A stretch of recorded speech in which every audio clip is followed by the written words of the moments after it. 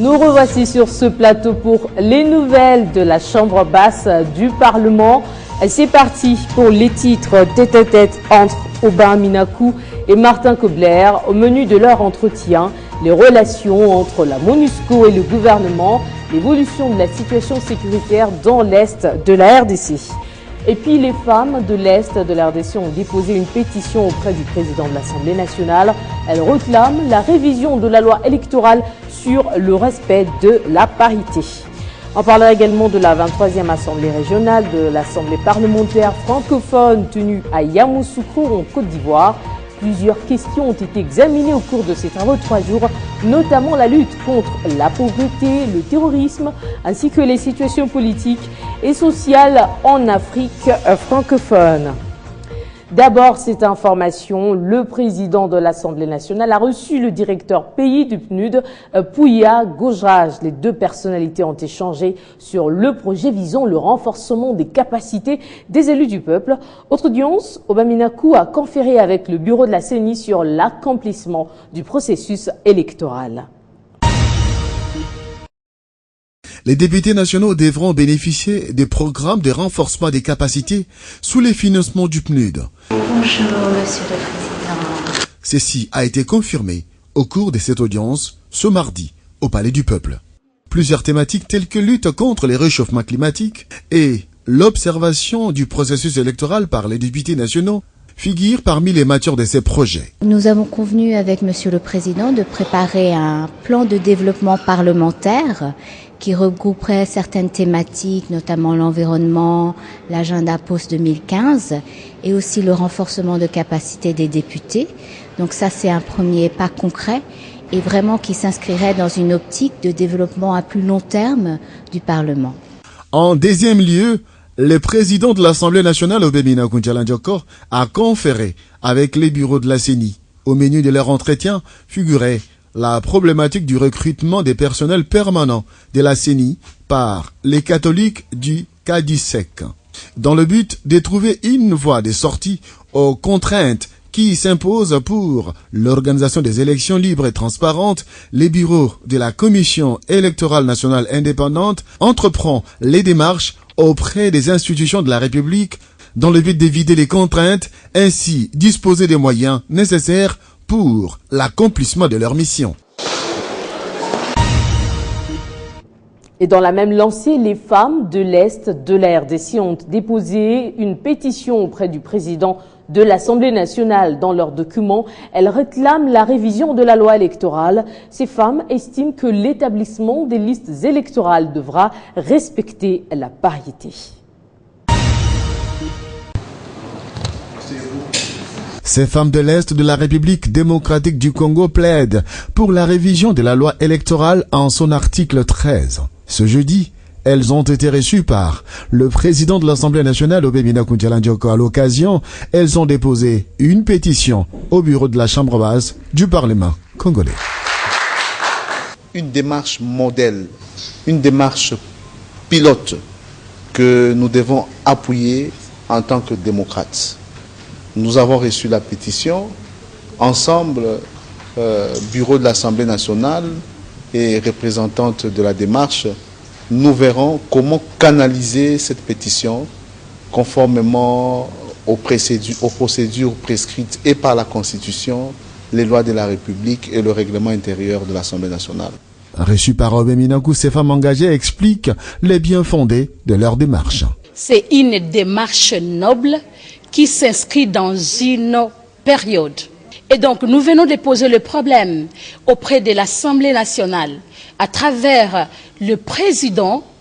C'est pour demander que cette question ne soit pas tue, que demain ou après-demain, ça fasse débat. L'engagement des femmes dans la vie politique devrait favoriser la représentativité de la gente féminine dans les institutions de la République. Cet aspect des choses permettrait de résoudre la problématique de la parité hommes et femmes. Autre chose, le numéro 1 de la Chambre basse du Parlement, Aubin Minaku, a échangé avec le patron de la MONUSCO, Martin Kobler. Au menu de leur entretien, les relations entre la MONUSCO et le gouvernement, l'évolution de la situation sécuritaire dans l'Est de la RDC. Martin Kobler a réitéré la décision du Conseil de sécurité qui s'était engagé pour le retrait progressif des casques bleus après 15 ans de service en RDC. C'est à 9h que Martin Kobler franchit la porte du bureau du président de l'Assemblée nationale, Aubin Minaku Ndjalandjoko. Reçu en audience, les patrons de la MONUSCO a échangé avec les speakers de la Chambre basse du Parlement congolais sur l'action de la MONUSCO en RDC. Après la tuerie de des casques bleus tanzaniens par les ADF Nalu, Martin Kobler entreprend les démarches auprès des autorités congolaises pour la reprise des patrouilles mixtes FARDC-MONUSCO dans l'Est de la République démocratique du Congo. Je lui ai expliqué la nouvelle résolution. Nous sommes en train d'avoir un dialogue stratégique maintenant parce que nous voulons réduire la force de la MONUSCO. C'est l'objectif du gouvernement, c'est notre objectif, c'est aussi l'objectif du Conseil de sécurité. Parce que nous sommes ici dans le pays pendant 15 ans, 16 ans maintenant. C'est vraiment le temps de réduire la force, mais en même temps de ne pas laisser une situation fragile derrière nous. Après 15 ans d'activité sur les sols congolais, la MONUSCO préconise le retrait progressif des casques bleus, adhérant ainsi à la demande du gouvernement de la République démocratique du Congo. Et puis le speaker de la Chambre basse du Parlement, Aubin Minaku, a échangé avec l'ambassadeur de la RDC en Ouganda, Charles Okoto.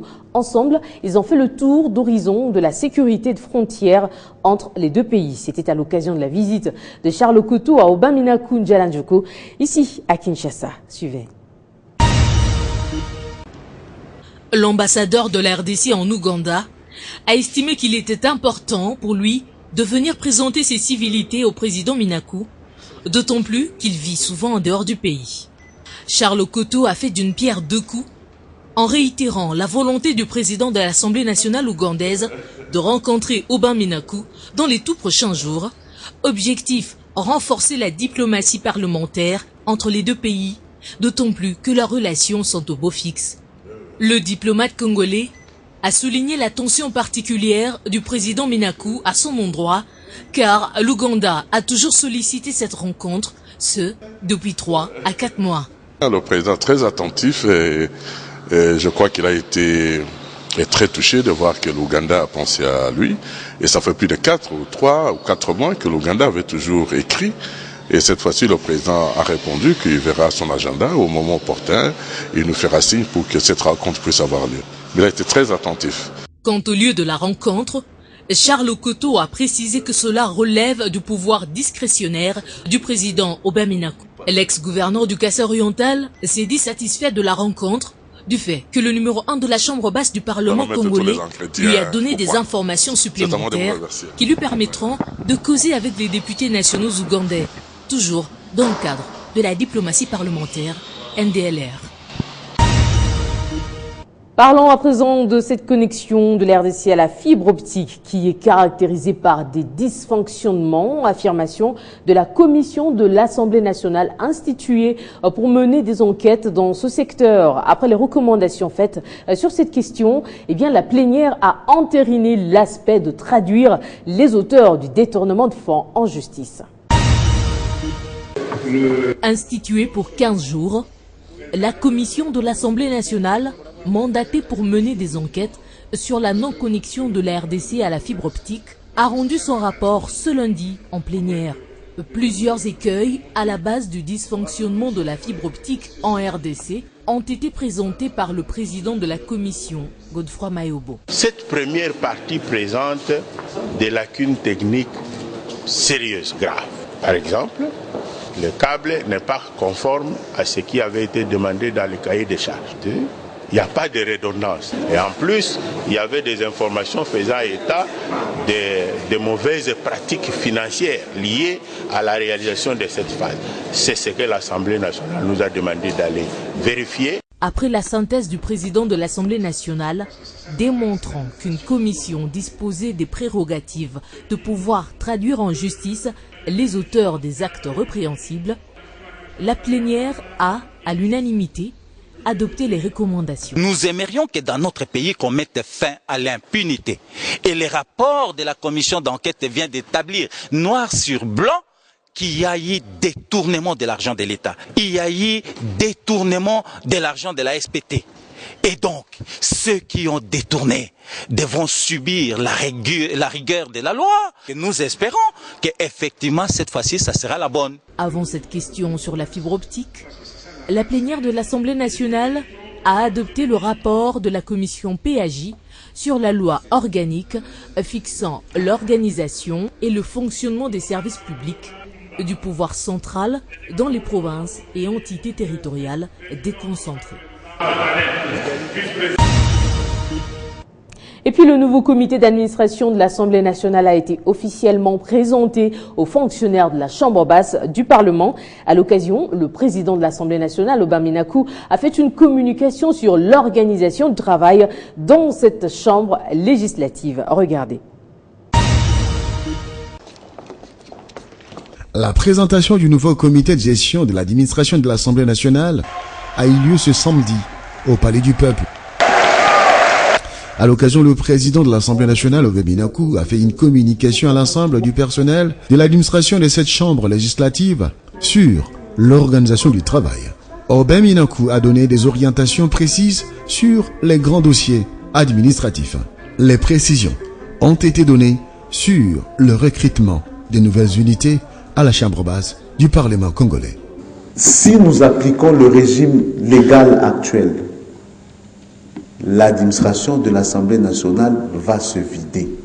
Ces anciens qui sont en train de partir doivent commencer à transmettre avec honnêteté, avec zèle, leur savoir aux jeunes.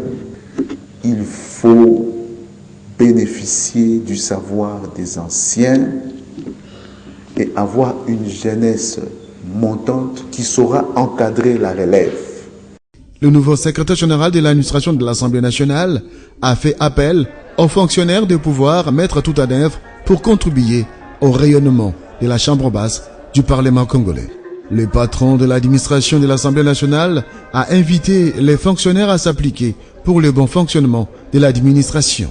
Après la réunion mandatée par les bureaux de l'Assemblée nationale, le questeur adjoint a procédé à la remise officielle des bus pour le transport des fonctionnaires de la Chambre basse du Parlement congolais. Et la remise reprise entre le secrétaire général sortant et l'entrant a eu lieu au Palais du Peuple. Autre activité, une délégation des infirmiers de l'RDC a déposé un mémo au bureau de la Chambre basse du Parlement pour solliciter la création de l'Ordre national des infirmiers devant réglementer cette profession. Les nouveaux animateurs de l'administration de l'Assemblée nationale ont été désignés par le président de la Chambre basse du Parlement congolais, Aubin Minakou Ndialandjoko.